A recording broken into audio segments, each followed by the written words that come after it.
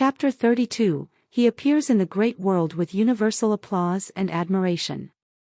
Meanwhile, Fathom and his engine were busied in completing his equipage, so that in a few days he had procured a very gay chariot, adorned with painting, gilding, and a coat of arms, according to his own fancy and direction. The first use he made of this vehicle was that of visiting the young nobleman from whom he had received such important civilities on the road, in consequence of an invitation at parting, by which he learned his title and the place of his abode in London. His lordship was not only pleased, but proud to see such a stranger at his gate, and entertained him with excessive complaisance and hospitality, insomuch that, by his means, our hero soon became acquainted with the whole circle of polite company, by whom he was caressed for his insinuating manners and agreeable conversation. He had thought proper to tell the nobleman, at their first interview in town, that his reasons for concealing his knowledge of the English tongue were now removed, and that he would no longer deny himself the pleasure of speaking a language which had been always music to his ear. He had also thanked his lordship for his generous interposition at the inn, which was an instance of that generosity and true politeness which are engrossed by the English people, who leave not to other nations but the mere shadow of these virtues. A testimony like this, from the mouth of such a noble stranger, won the heart of the peer, who professed a friendship for him on the spot, and undertook to see justice done to his lackey, who in a short time was gratified with a share of the seizure which had been made upon his information, amounting to 50 or 60 pounds. Ferdinand put not forth the whole strength of his accomplishments at once, but contrived to spring a new mine of qualification every day, to the surprise and admiration of all his acquaintance. He was gifted with a sort of elocution, much more specious than solid, and spoke on every subject that occurred in conversation with that familiarity and ease, which, one would think, could only be acquired by long study and application. This plausibility and confidence are faculties really inherited from nature, and effectually serve the possessor, in lieu of that learning which is not to be obtained without infinite toil and perseverance. The most superficial tincture of the arts and sciences in such a juggler, is sufficient to dazzle the understanding of half mankind, and, if managed with circumspection, will enable him even to spend his life among the literati, without once forfeiting the character of a connoisseur. Our hero was perfectly master of this legerdemain, which he carried to such a pitch of assurance, as to declare, in the midst of a mathematical assembly, that he intended to gratify the public with a full confutation of Sir Isaac Newton's philosophy, to the nature of which he was as much a stranger as the most savage Hottentot in Africa. His pretensions to profound and universal knowledge were supported not only by this kind of presumption, but also by the facility with which he spoke so many different languages, and the shrewd remarks he had made in the course of his travels and observation. Among politicians, he settled the balance of power upon a certain footing, by dint of ingenious schemes, which he had contrived for the welfare of Europe. With officers, he reformed the art of war, with improvements which had occurred to his reflection while he was engaged in a military life. He sometimes held forth upon painting, like a member of the Dilettanti Club. The theory of music was a theme upon which he seemed to expatiate with particular pleasure. In the provinces of love and gallantry, he was a perfect Orundates. He possessed a most agreeable manner of telling entertaining stories, of which he had a large collection. He sung with great melody and taste, and played upon the violin with surprising execution. To these qualifications let us add his affability and pliant disposition, and then the reader will not wonder that he was looked upon as the pattern of human perfection, and his acquaintance courted accordingly. While he thus captivated the favor and affection of the English nobility, he did not neglect to take other measures in behalf of the partnership to which he had subscribed.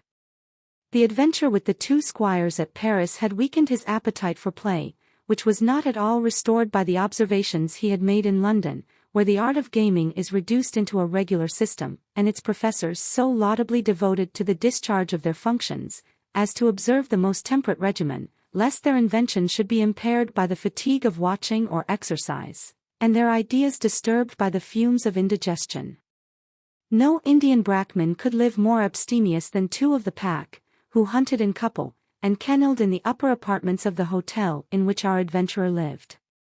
They abstained from animal food with the abhorrence of Pythagoreans. Their drink was a pure simple element, they were vomited once a week, took physic or a glister every third day, spent the forenoon in algebraical calculations, and slept from 4 o'clock till midnight, that they might then take the field with that cool serenity which is the effect of refreshment and repose.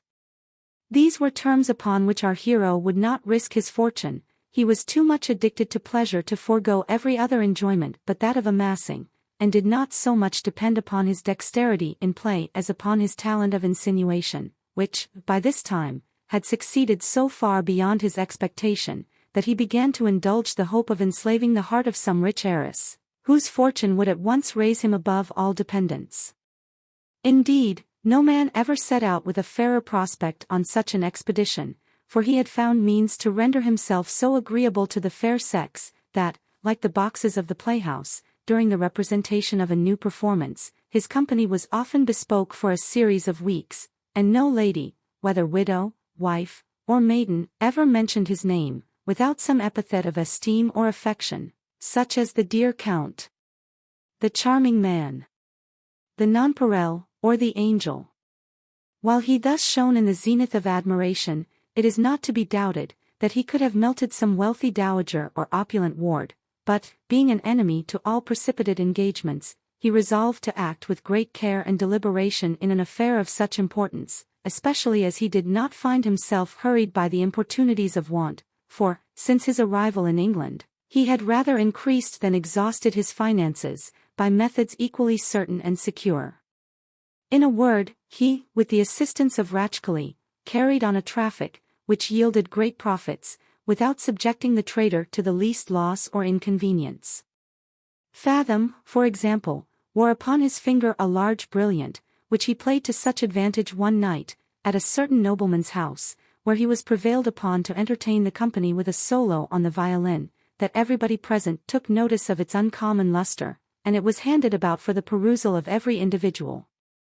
The water and the workmanship were universally admired, and one among the rest having expressed a desire of knowing the value of such a jewel, the Count seized that opportunity of entertaining them with a learned disquisition into the nature of stones. This introduced the history of the diamond in question, which he said had been purchased of an Indian trader of Fort St. George, at an underprice, so that the present proprietor could afford to sell it at a very reasonable rate, and concluded with telling the company, that, for his own part, he had been importuned to wear it by the jeweler, who imagined it would have a better chance for attracting a purchaser on his finger, than while it remained in his own custody. This declaration was no sooner made, than a certain lady of quality bespoke the refuse of the jewel, and desired Ferdinand to send the owner next day to her house, where he accordingly waited upon her ladyship with the ring, for which he received 150 guineas, 2/3 of the sum being clear gain, and equally divided betwixt the associates. Nor was this bargain such as reflected dishonor upon the lady's taste, or could be productive of ill consequences to the merchant, for the method of estimating diamonds is altogether arbitrary, and Ratchcali, who was an exquisite lapidary, had set it in such a manner as would have imposed upon any ordinary jeweler.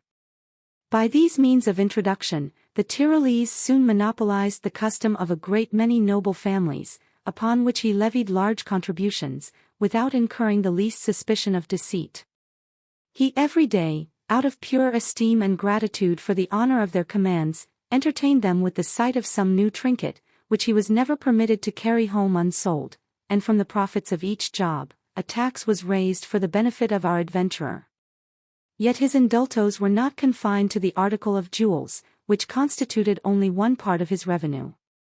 By the industry of his understrapper, he procured a number of old crazy fiddles, which were thrown aside as lumber, upon which he counterfeited the Cremona mark and otherwise cooked them up with great dexterity, so that, when he had occasion to regale the lovers of music, he would send for one of these vamped instruments, and extract from it such tones as quite ravished the hearers, among whom there was always some conceited pretender, who spoke in raptures of the violin, and gave our hero an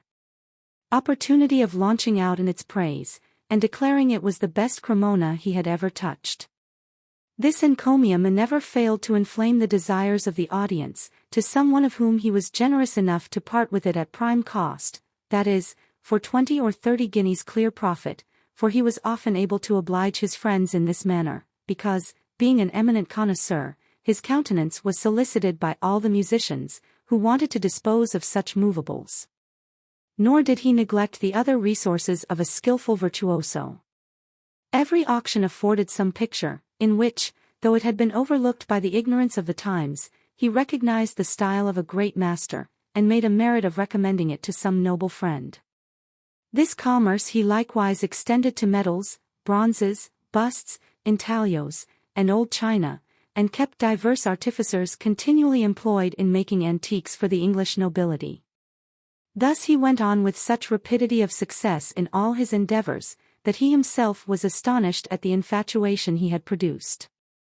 Nothing was so wretched among the productions of art, that he could not impose upon the world as a capital performance, and so fascinated were the eyes of his admirers, he could easily have persuaded them that a barber's basin was an Etrurian patera, and the cover of a copper pot no other than the shield of Ancus Martius. In short, it was become so fashionable to consult the Count in everything relating to taste and politeness, that not a plan was drawn, not even a house furnished, without his advice and approbation. Nay, to such a degree did his reputation in these matters excel, that a particular pattern of paper hangings was known by the name of Fathom, and his hall was every morning crowded with upholsterers, and other tradesmen, who came, by order of their employers, to learn his choice, and take his directions. The character and influence he thus acquired, he took care to maintain with the utmost assiduity and circumspection. He never failed to appear the chief personage at all public diversions and private assemblies, not only in conversation and dress, but also in the article of dancing, in which he outstripped all his fellows, as far as in every other genteel accomplishment. Chapter 33. He attracts the envy and ill offices of the minor knights of his own order, over whom he obtains a complete victory. Such a preeminence could not be enjoyed without exciting the malevolence of envy and detraction, in the propagation of which none were so industrious as the brethren of his own order, who had, like him, made a descent upon this island, and could not, without repining, see the whole harvest in the hands of one man, who, with equal art and discretion, avoided all intercourse with their society. In vain they strove to discover his pedigree, and detect the particular circumstances of his life and conversation. All their inquiries were baffled by the obscurity of his origin, and that solitary scheme which he had adopted in the beginning of his career. The whole fruit of their investigation amounted to no more than a certainty that there was no family of any consideration in Europe known by the denomination of Fathom, and this discovery they did not fail to divulge for the benefit of our adventurer, who had by this time taken such firm root in the favor of the great, as to set all those little arts at defiance, and when the report reached his ear, actually made his friends merry with the conjectures which had been circulated at his expense. His adversaries, finding themselves disappointed in this effort, held a consultation to devise other measures against him, and came to a resolution of ending him by the sword, or rather of expelling him from the kingdom by the fear of death, which they hoped he had not courage enough to resist, because his deportment had always been remarkably mild and pacific. It was upon this supposition that they left to the determination of the dice the choice of the person who should execute their plan, and the lot falling upon a Swiss, who, from the station of a foot soldier in the Dutch service, out of which he had been drummed for theft, had erected himself into the rank of a self-created chevalier. This hero fortified himself with a double dose of brandy, and betook himself to a certain noted coffee-house, with an intent to affront Count Fathom in public. He was lucky enough to find our adventurer sitting at a table in conversation with some persons of the first rank, upon which he seated himself in the next box, and after having intruded himself into their discourse, which happened to turn upon the politics of some German courts, Count, said he to Ferdinand, in a very abrupt and disagreeable manner of address, I was last night in company with some gentlemen, among whom a dispute happened about the place of your nativity. Pray, what country are you of? Sir, answered the other, with great politeness, I at present have the honor to be of England. Oh ho, replied the chevalier, I ask your pardon, that is to say, you are incognito. Some people may find it convenient to keep themselves in that situation. True, said the Count, but some people are too well known to enjoy that privilege. The Swiss being a little disconcerted at this repartee, which extracted a smile from the audience, after some pause, observed, that persons of a certain class had good reason to drop the remembrance of what they have been, but a good citizen will not forget his country, or former condition. And a bad citizen, said Fathom, cannot, if he would, provided he has met with his deserts, a sharper may as well forget the shape of a die, or a discarded soldier the sound of a drum. As the Chevalier's character and story were not unknown, this application raised an universal laugh at his expense, which provoked him to such a degree, that, starting up, he swore Fathom could not have mentioned any object in nature that he himself resembled so much as a drum, which was exactly typified by his emptiness and sound, with this difference, however, that a drum was never noisy till beaten, whereas the Count would never be quiet, until he should have undergone the same discipline. So saying, he laid his hand upon his sword with a menacing look, and walked out as if in expectation of being followed by our adventurer, who suffered himself to be detained by the company, and very calmly took notice, that his antagonist would not be ill-pleased at their interposition.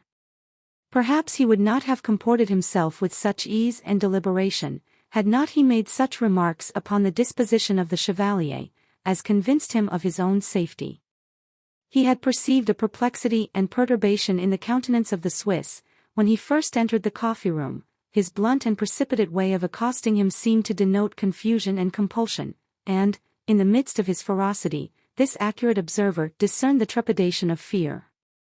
By the help of these signs, his sagacity soon comprehended the nature of his schemes, and prepared accordingly for a formal defiance. His conjecture was verified next morning by a visit from the Chevalier, who, taking it for granted that Fathom would not face an adversary in the field, because he had not followed him from the coffee-house, went to his lodgings with great confidence, and demanded to see the Count upon an affair that would admit of no delay. Maurice, according to his instructions, told him that his master was gone out, but desired he would have the goodness to repose himself in the parlour, till the Count's return, which he expected every moment. Ferdinand, who had taken post in a proper place for observation, seeing his antagonist fairly admitted, took the same road, and appearing before him, wrapped up in a long Spanish cloak, desired to know what had procured him the honour of such an early visit.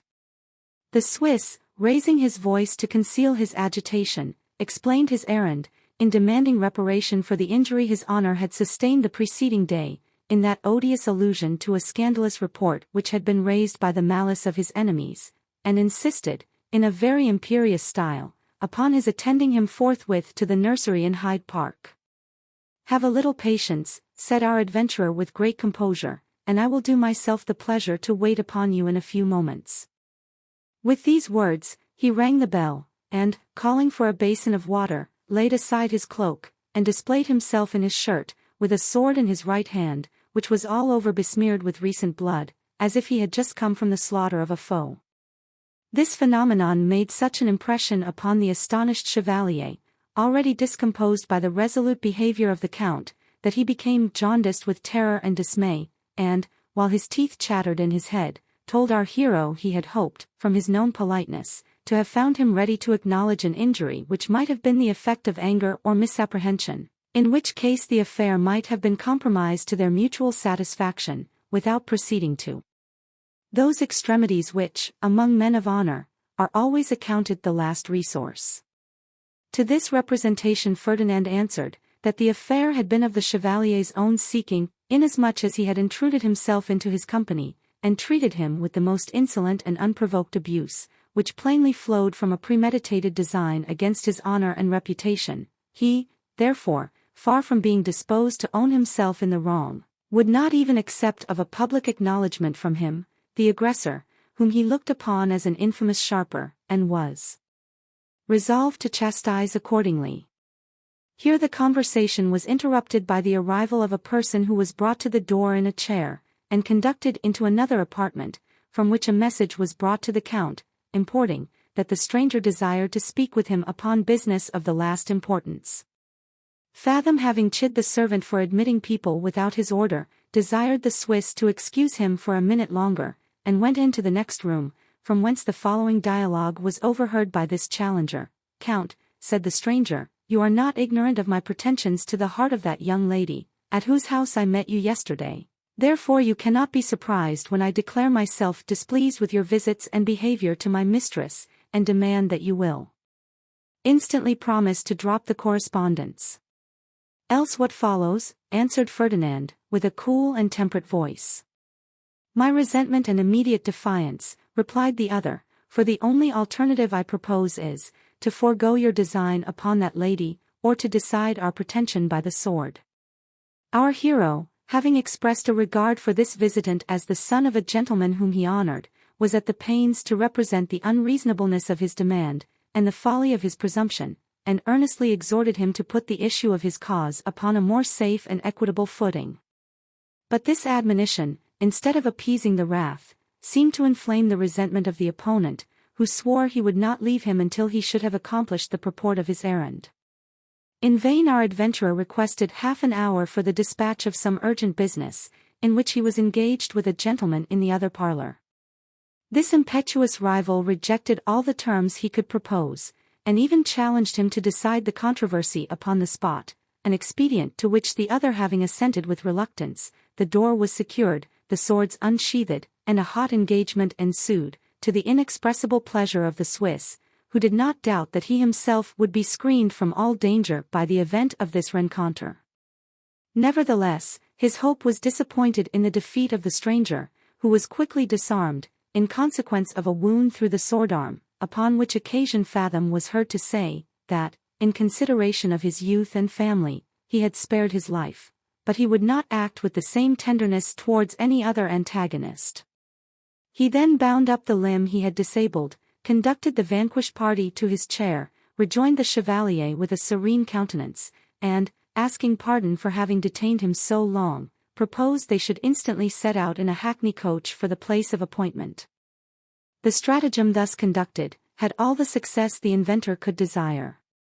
The fear of the Swiss had risen almost to an ecstasy before the Count quitted the room, but after this sham battle, which had been preconcerted betwixt our adventurer and his friend Ratchcoli, the chevalier's terrors were unspeakable.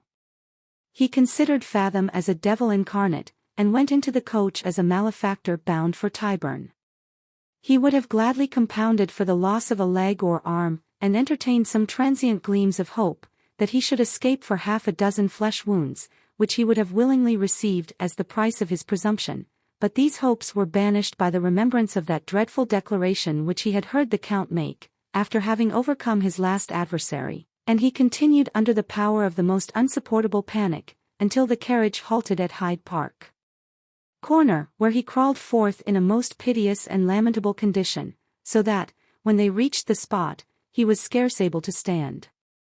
Here he made an effort to speak, and propose an accommodation upon a new plan, by which he promised to leave his cause to the arbitrament of those gentlemen who were present at the rupture, and to ask pardon of the Count, provided he should be found guilty of a trespass upon good manners. But this proposal would not satisfy the implacable Ferdinand, who, perceiving the agony of the Swiss, resolved to make the most of the adventure, and giving him to understand he was not a man to be trifled with, desired him to draw without further preamble. Thus compelled, the unfortunate gamester pulled off his coat, and, putting himself in a posture, to use the words of Nym, winked, and held out his cold iron. Our adventurer, far from making a gentle use of the advantages he possessed, fiercely attacked him, while he was incapable of making resistance, and, aiming at a fleshy part, ran him through the arm and outside of the shoulder at the very first pass. The chevalier, already stupefied with the horror of expectation, no sooner felt his adversary's point in his body than he fell to the ground, and, concluding he was no longer a man for this world, began to cross himself with great devotion, while Fathom walked home deliberately, and in his way sent a couple of chairmen to the assistance of the wounded knight.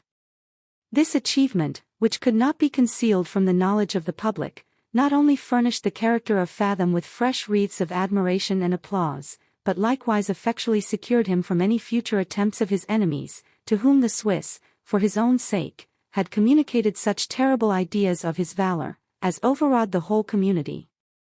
Chapter 34, he performs another exploit, that conveys a true idea of his gratitude and honor. It was not long after this celebrated victory, that he was invited to spend part of the summer at the house of a country gentleman, who lived about 100 miles from London, possessed of a very opulent fortune, the greatest part of which was expended in acts of Old English hospitality. He had met with our hero by accident at the table of a certain great man, and was so struck with his manner and conversation, as to desire his acquaintance, and cultivate his friendship, and he thought himself extremely happy in having prevailed upon him to pass a few weeks in his family.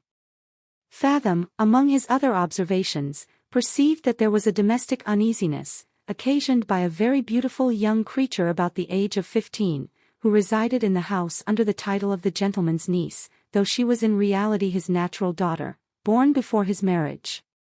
This circumstance was not unknown to his lady, by whose express approbation he had bestowed particular attention upon the education of the child, whom we shall distinguish by the name of Celinda.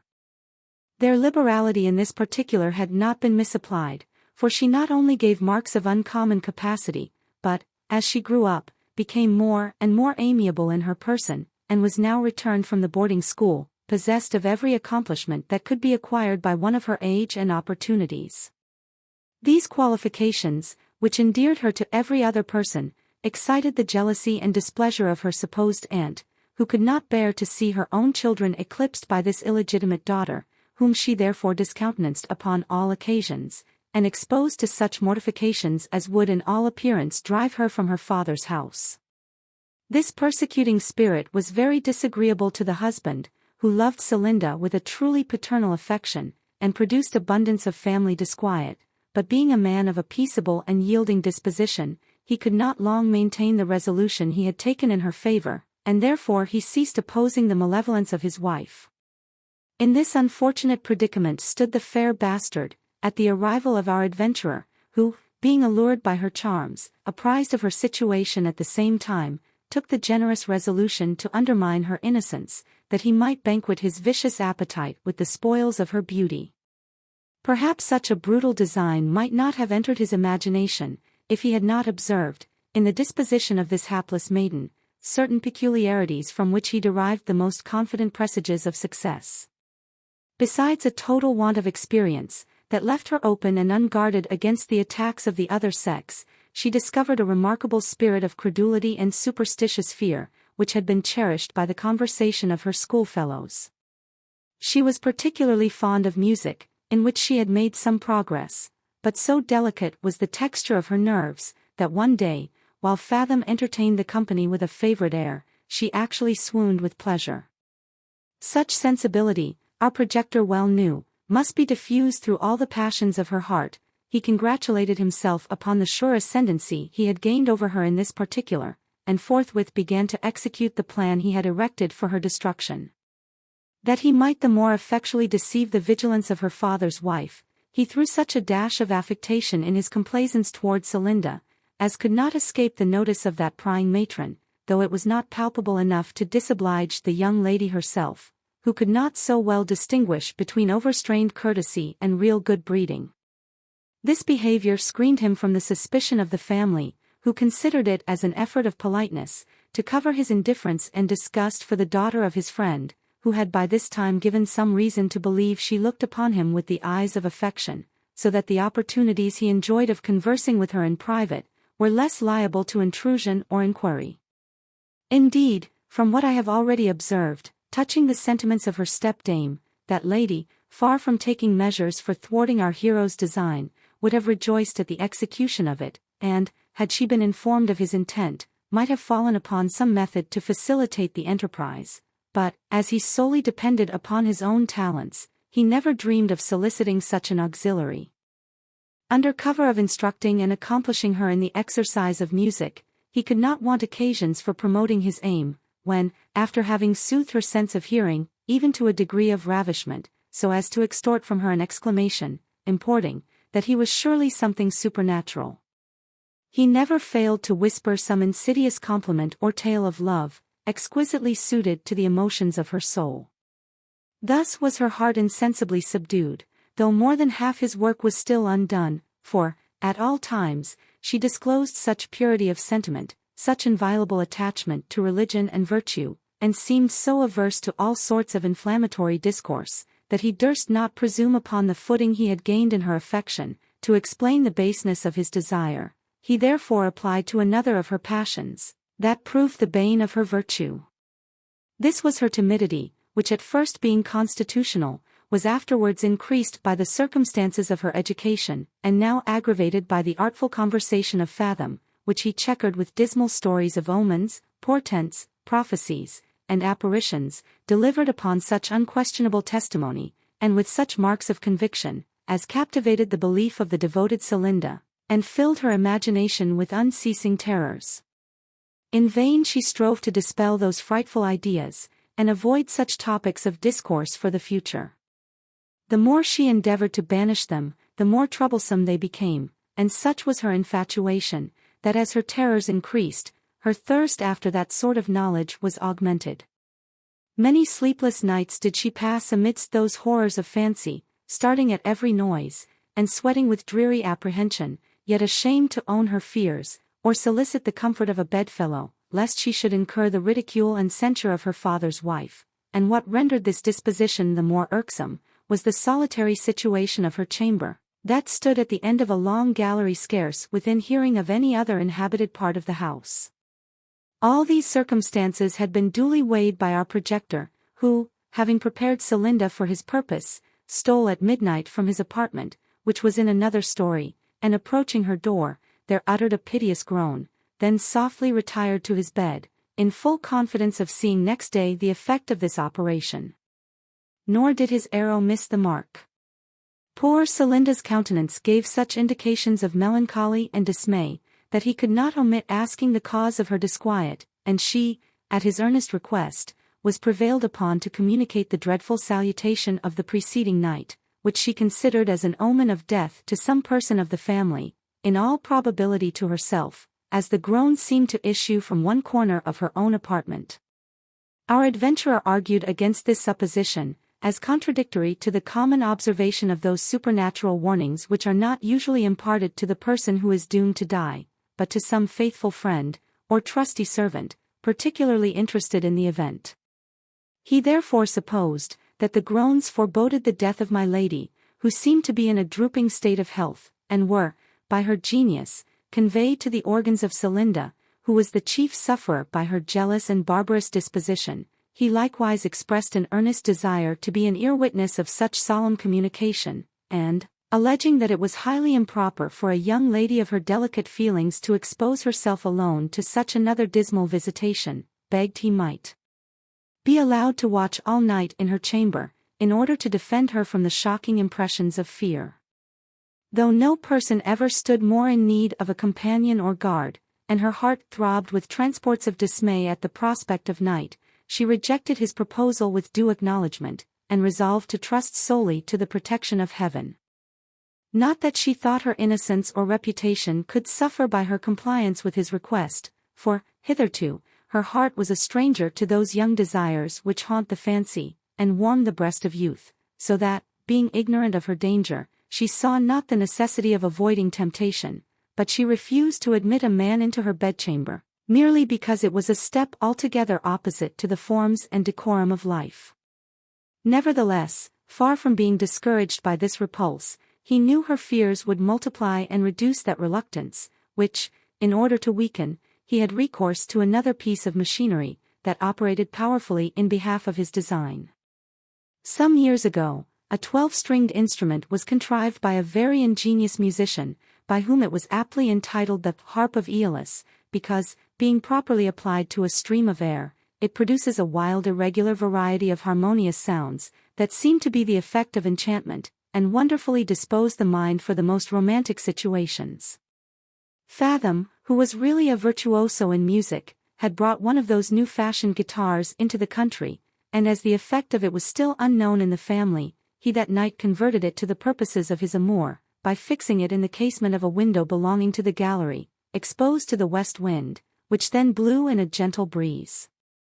The strings no sooner felt the impression of the balmy zephyr, than they began to pour forth a stream of melody more ravishingly delightful than the song of Philomel, the warbling brook, and all the concert of the wood. The soft and tender notes of peace and love were swelled up with the most delicate and insensible transition into a loud hymn of triumph and exultation, joined by the deep-toned organ, and a full choir of voices, which gradually decayed upon the ear, until it died away in distant sound, as if a flight of angels had raised the song in their ascent to heaven. Yet the chords hardly ceased to vibrate after the expiration of this overture, which ushered in a composition in the same pathetic style, and this again was succeeded by a third, almost without pause or intermission, as if the artist's hand had been indefatigable, and the theme never to be exhausted. His heart must be quite callous, and his ear lost to all distinction, who could hear such harmony without emotion. How deeply, then, must it have affected the delicate Celinda, whose sensations, naturally acute, were whetted to a most painful keenness by her apprehension, who could have no previous idea of such entertainment, and was credulous enough to believe the most improbable tale of superstition. She was overwhelmed with awful terror, and, never doubting that the sounds were more than mortal, recommended herself to the care of Providence in a succession of pious ejaculations. Our adventurer, having allowed some time for the effect of this contrivance, repaired to her chamber door, and, in a whisper, conveyed through the keyhole, asked if she was awake, begged pardon for such an unseasonable visit, and desired to know her opinion of the strange music which he then heard. In spite of her notions of decency, she was glad of his intrusion, and, being in no condition to observe punctilios, slipped on a wrapper, opened the door, and, with a faltering voice, owned herself frightened almost to distraction. He pretended to console her with reflections, importing, that she was in the hands of a benevolent being, who would not impose upon his creatures any task which they could not bear. He insisted upon her returning to bed, and assured her he would not stir from her chamber till day. Thus comforted, she betook herself again to rest, while he sat down in an elbow chair at some distance from the bedside, and, in a soft voice, began the conversation with her on the subject of those visitations from above, which, though undertaken on pretence of dissipating her fear and anxiety, was, in reality, calculated for the purpose of augmenting both. "That sweet air," said he, "seems designed for soothing the bodily anguish of some saint in his last moments. Hark! How it rises into a more sprightly and elevated strain, as if it were an inspiriting invitation to the realms of bliss.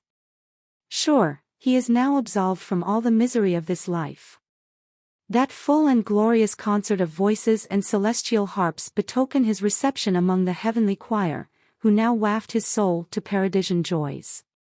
This is altogether great, solemn, and amazing. The clock strikes 1, the symphony hath ceased." This was actually the case, for he had ordered Maurice to remove the instrument at that hour, lest the sound of it should become too familiar, and excite the curiosity of some undaunted domestic, who might frustrate his scheme by discovering the apparatus. As for poor Celinda, her fancy was, by his music and discourse, worked up to the highest pitch of enthusiastic terrors. The whole bed shook with her trepidation. The awful silence that succeeded the supernatural music threw an additional damp upon her spirits, and the artful Fathom affecting to snore at the same time, she could no longer contain her horror, but called upon his name with a fearful accent, and, having owned her present situation insupportable, entreated him to draw near her bedside, that he might be within touch on any emergency. This was a welcome request to our adventurer, who, asking pardon for his drowsiness, and taking his station on the side of her bed, exhorted her to compose herself, then locking her hand fast in his own, was again seized with such an inclination to sleep, that he gradually sunk down by her side, and seemed to enjoy his repose in that attitude.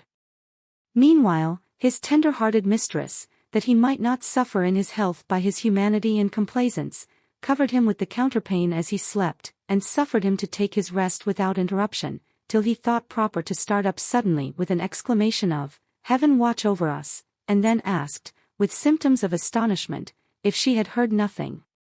Such an abrupt address upon such an occasion did not fail to amaze and affright the gentle Celinda, who, unable to speak, sprung towards her treacherous protector, and he, catching her in his arms, bade her fear nothing, for he would, at the expense of his life, defend her from all danger. Having thus, by tampering with her weakness, conquered the first and chief obstacles to his design, he, with great art and perseverance, improved the intercourse to such a degree of intimacy, as could not but be productive of all the consequences which he had foreseen. The groans and music were occasionally repeated, so as to alarm the whole family, and inspire 1,000 various conjectures. He failed not to continue his nocturnal visits and ghastly discourse, until his attendance became so necessary to this unhappy maiden, that she durst not stay in her own chamber without his company, nor even sleep, except in contact with her betrayer. Such a commerce between two such persons of a different sex could not possibly be long carried on, without degenerating from the platonic system of sentimental love. In her paroxysms of dismay, he did not forget to breathe the soft inspirations of his passion, to which she listened with more pleasure, as they diverted the gloomy ideas of her fear, and by this time his extraordinary accomplishments had made a conquest of her heart. What therefore could be a more interesting transition than that from the most uneasy to the most agreeable sensation of the human breast? This being the case, the reader will not wonder that a consummate traitor, like Fathom, should triumph over the virtue of an artless, innocent young creature, whose passions he had entirely under his command. The gradations towards vice are almost imperceptible, and an experienced seducer can strew them with such enticing and agreeable flowers, as will lead the young sinner on insensibly, even to the most profligate stages of guilt. All therefore that can be done by virtue, unassisted with experience, is to avoid every trial with such a formidable foe, by declining and discouraging the first advances towards a particular correspondence with perfidious man, howsoever agreeable it may seem to be. For here is no security but in conscious weakness. Fathom, though possessed of the spoils of poor Celinda's honor, did not enjoy his success with tranquillity. Reflection and remorse often invaded her in the midst of their guilty pleasures, and embittered all those moments they had dedicated to mutual bliss. For the seeds of virtue are seldom destroyed at once. Even amidst the rank productions of vice, they regerminate to a sort of imperfect vegetation, like some scattered hyacinths shooting up among the weeds of a ruined garden, that testify the former culture and amenity of the soil. She sighed at the sad remembrance of that virgin dignity which she had lost, she wept at the prospect of that disgrace, mortification, and misery she should undergo, when abandoned by this transient lover, and severely reproached him for the arts he had used to shipwreck her innocence and peace. Such expostulations are extremely unseasonable, when addressed to a man well-nigh sated with the effects of his conquest. They act like strong blasts of wind applied to embers almost extinguished, which, instead of reviving the flame, scatter and destroy every remaining particle of fire. Our adventurer, in the midst of his peculiarities, had inconstancy in common with the rest of his sex. More than half cloyed with the possession of Celinda, he could not fail to be disgusted with her upbraidings, and had she not been the daughter of a gentleman whose friendship he did not think it his interest to forfeit, he would have dropped this correspondence, without reluctance or hesitation. But, as he had measures to keep with a family of such consequence, he constrained his inclinations, so far as to counterfeit those raptures he no longer felt, and found means to appease those intervening tumults of her grief. Foreseeing, however, that it would not be always in his power to console her on these terms, he resolved, if possible, to divide her affection, which now glowed upon him too intensely, and, with that view, whenever she complained of the vapors or dejection, he prescribed, and even insisted upon her swallowing certain cordials of the most palatable composition, without which he never travelled, and these produced such agreeable reveries and flow of spirits, that she gradually became enamored of intoxication, while he encouraged the pernicious passion, by expressing the most extravagant applause and admiration at the wild irregular sallies it produced. Without having first made this diversion, he would have found it impracticable to leave the house with tranquillity, but, when this bewitching philtre grew into an habit, her attachment to Ferdinand was insensibly dissolved, she began to bear his neglect with indifference, and, sequestering herself from the rest of the family, used to solicit this new ally for consolation. Having thus put the finishing stroke to the daughter's ruin, he took leave of the father, with many acknowledgments and expressions of gratitude for his hospitality and friendship, and, riding across the country to Bristol, took up his habitation near the Hot Well, where he stayed during the remaining part of the season. As for the miserable Celinda, she became more and more addicted to the vices in which she had been initiated by his superlative perfidy and craft, until she was quite abandoned by decency and caution. Her father's heart was torn with anguish, while his wife rejoiced in her fall. At length her ideas were quite debased by her infirmity. She grew every day more and more sensual and degenerate, and contracted an intimacy with one of the footmen, who was kind enough to take her to wife, in hope of obtaining a good settlement from his master. But, being disappointed in his aim, he conducted her to London, where he made shift to insinuate himself into another service, leaving her to the use, and partly the advantage, of her own person, which was still uncommonly attractive.